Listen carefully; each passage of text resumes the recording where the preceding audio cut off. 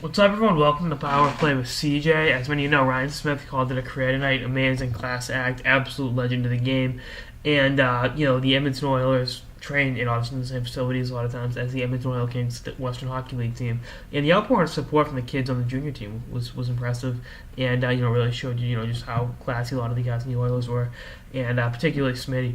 And one player I think his veteran leadership definitely helped out was Oilers prospect Mitch Moroz. Now, the kid's drafted by the Oilers, plays in for the Oil Kings. So until next year, I think when he'll probably start with Oklahoma City next year. He'll spend the last bulk of his hockey career in Edmonton. He's a Calgary native, and he credited Ryan Smyth with a lot of his development, and you can see it. Just how much better he's gotten year to year with the Oil Kings. I mean, a couple years ago, his draft year, he had 25 points in 66 games. Up to that last year to 34 points in 69 games. And this year scored 35 goals and 63 points in 70 games, all mostly down low, playing the game gritty, playing it effective. He's got 12 points through 9 playoff games for the Oil Kings, and they have a very good shot at going to the Memorial Cup and winning the Western Hockey League title.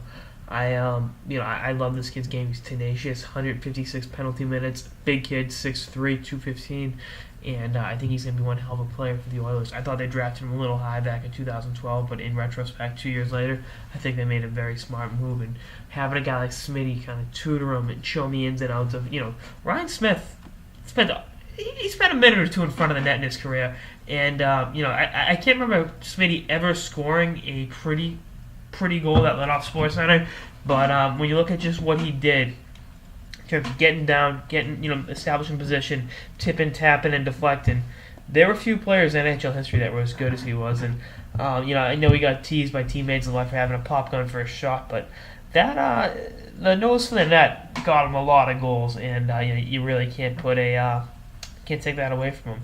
And you look at what Smitty's 386 points, and Ryan Smyth a little bit lankier, not as tall. He's about 6'1", about 195 pounds.